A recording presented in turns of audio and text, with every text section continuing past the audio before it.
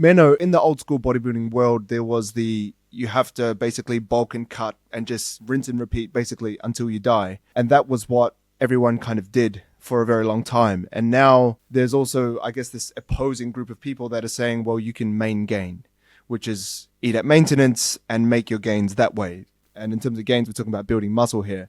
I want to know what you think on what is the best thing to do for the average person. The people that are listening to this aren't professional bodybuilders. They're serious lifters, but they're not, getting into their undies and getting a fake tan and standing on stage and competing. They are mainly, lifting to get muscular, to get stronger. So I'd love to hear it from that perspective in terms of what they should be trying to do. Mm-hmm. So research is quite clear is that there is an optimum level of deficit and probably an optimum level of surplus to build muscle and lose fat without, when you're bulking, gaining too much fat, or when you're cutting, losing too much muscle. So there have been multiple studies which found that if you cut too aggressively, so your energy deficit is too large, you lose muscle mass. And in some studies, you actually don't lose more body fat percentage because instead of recomping, you now lose muscle mass. And the body fat percentage loss is kind of the same. So you just get overall worse results. Same body fat percentage loss, but you also get the strength loss and muscle loss. And then for bulking, there have been numerous studies now, including one that I just co-authored, which found that additional energy surplus beyond a very, very small surplus contributes nothing to muscle growth in natural lifters. And I think there's some differentiation here with enhanced individuals. We don't have that in research, but anecdotally, it does seem that also in my clients that are enhanced, if you just give them more calories, you just build more muscle. But in natural lifters, if you add calories beyond a certain point, it just contributes to fat gain. So you get this little bit of muscle growth that you can build.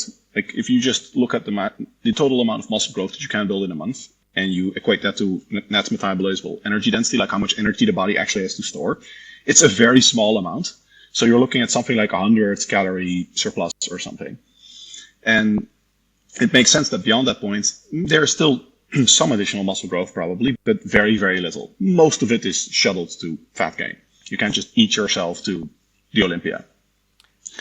So those lines of research that, too much surplus is bad, too much deficit is bad, have contributed, I think, to the idea of maingaining or gaintaining. And recently we had the first study on this, which found that people doing a 10% energy deficit ended up having much more efficient results than people that try to maingain. So people that try to be at maintenance, they actually ended up in a minor energy deficit, but that's part of the point because you never really know that you're at maintenance. You always kind of hover around it. And they had similar gains in fat-free mass and strength, but the fat loss was just twice as large in the 10% deficit group. So it is the case that, some deviation from maintenance just speeds up your results. And I would think that the same applies to bulking. So we know that energy deficit is bad. And I think much of the gain from bulking is actually avoiding the energy deficit and making sure that you don't dip into that energy deficit, because most people, when they're at maintenance or in a very small surplus, they actually dip into energy deficit some days when they're more active, and then other days they spill over a little bit. You're not so super static into the 3% energy surplus as it seems on paper. So that 5% surplus, the benefit of that might actually just be that you're avoiding the energy deficit more consistently compared to the 3% surplus, rather than that the additional surplus really matters. So that's kind of my current thinking on this. And that means that bulking does make sense, but you should do a very, very lean bulk. Like research is very clear that the old school dirty bulk is just a recipe for fat gain in natural lifters.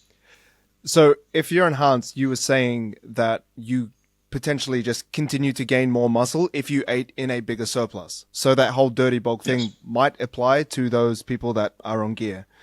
But then you also said that when you are bulking, the surplus counted up until a point. Is there a definitive point or is it a range? It's a very, very small surplus. And it's so small that research currently cannot definitively say that a surplus really is better than maintenance. That's why the controversy exists, where some people say, like, look, if it doesn't even matter, then I'm just going to be at maintenance and I'm just going to recomp. The thing is, recomping just doesn't work in practice for advanced lifters. So for beginners, intermediates, yeah, and I think many more people can still recomp, lose fat and gain muscle at the same time than they think. But we do know that an advanced bodybuilder cannot just be at maintenance their whole life. And like, you don't end up in contest shape at maintenance, right? It's not like the body is just like, we're just going to keep recomping, and then you're 5% body fat and like insanely jacked. And I'm just still eating at maintenance. You just plateau at a certain point in practice. Yeah. So then, yeah, sorry, actually, a little personal story. Like, I had that too, where, like, this is where my fallout of maingaining was, or gaintaining, whatever you want to call it, was because I went through this crazy, stupid phase when I started lifting, and I got obsessed with getting lean and basically eating nothing. I was on 1,500 calories for an extended period of time, around 3 months or over, and I was around 90 kg. Do you speak kg or do you speak pounds? Yeah. Okay. Well, I speak both because I'm so international. Yeah. I try to, but pounds always throws me off. So I was basically, like 90 kg at high school when I finished high school. And then about 3 to 6 months later, I was 69 kilos.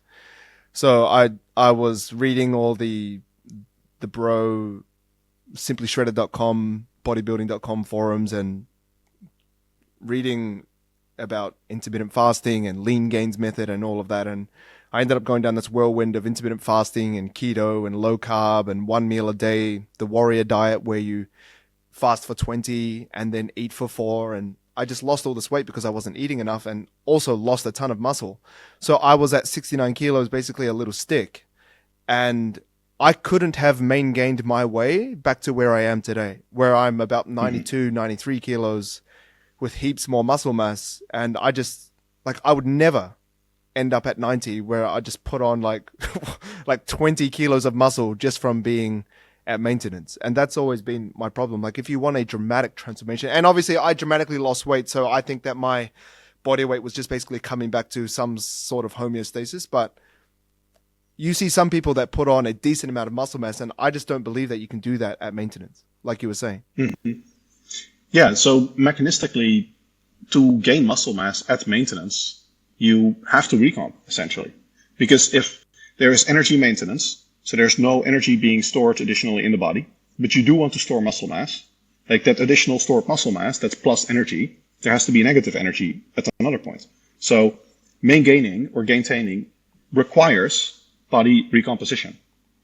And yeah, I think that practically we can simply rule out that happens in super advanced lifters, because as we said, you would just end up in counter shape at some point, because you would also have to keep losing fat, right? You can't just build muscle mass. You have to also lose fat to be at actual maintenance. So what about, I've seen, and this is kind of getting into the nitty gritty, but there have been people that'll be like, well, some days I'm going to do a surplus and some days I'm going to do a deficit. Is that a more appropriate way of attempting to gain or gaintain? Or does it end up like weekly, basically, like if you look at it like a budget, like calories over the week, it's the same shit. Is that the same thing with trying to gaintain? I think the total weekly cumulative energy balance is still the most important thing. You can't just game the body too much by having like 1 day energy surplus, 1 day energy deficit. Then you still have to end up recomping. Plus, we know that what practically people call kind of momentum when bulking, there is something to it physiologically in that some of the adaptations, like hormonal adaptations, upregulation of anabolic hormones, leptin, they take a couple days. So you get some effect if you just eat an energy surplus for 1 day, but you need a couple days to really get leptin, for example, to a much higher level than it was in energy deficit. And it's still speculative how much that matters for muscle growth, but I think you're not going to get very far if you're not in a cumulative energy surplus either. So could you go like a 5-2, 5 days in a calorie surplus and then like 2 days? So like that 5 days would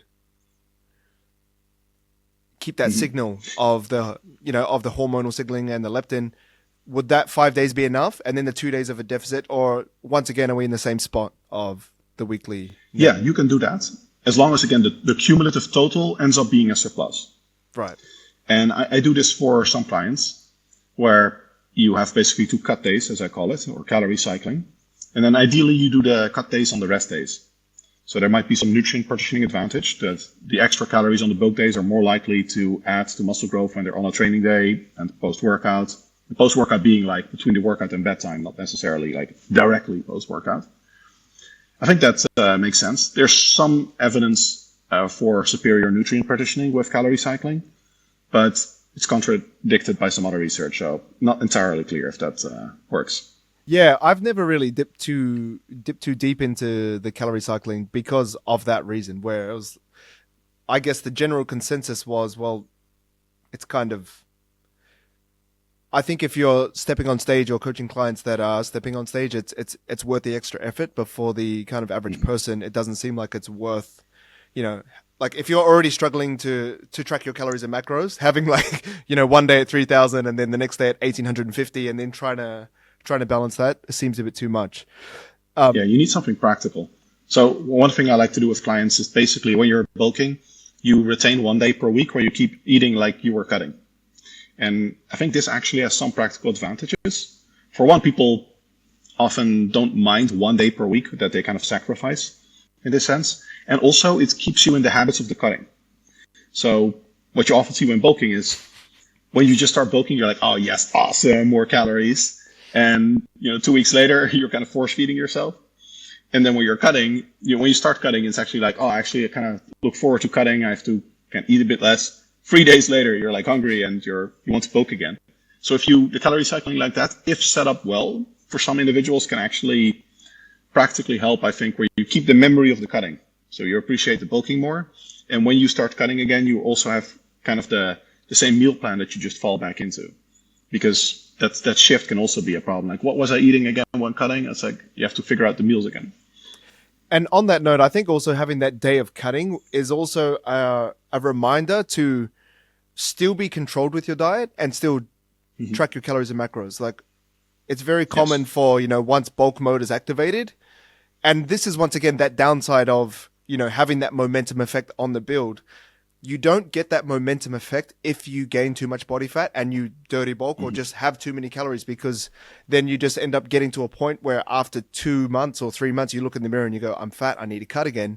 And you've only had 2 or 3 months to build when you could have had 6 to 9 months if you were more disciplined, or if you had something like a tool of that cutting day to remind you, hey, we're not just eating everything and putting on a ton of muscle, because you're probably just going to get fat and build a minimal amount of muscle.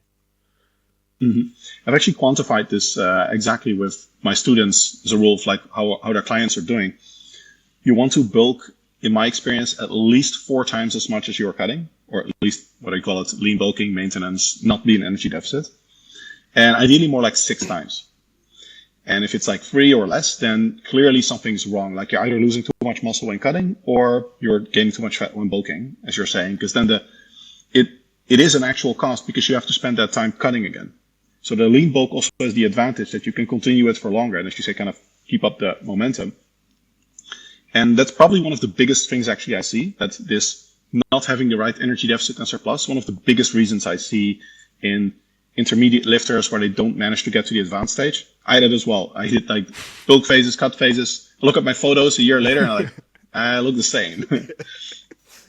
So what was your problem? Were you just too aggressively bulking? Because I feel like that would be the more common pitfall that you fall into, because no one's really like cutting too aggressively, because no one's going, oh, I'm just going to eat 500 calories less, unless you're a bit of a maniac and you just like to go aggressive and get shit done. But I was a maniac. Okay. Yeah.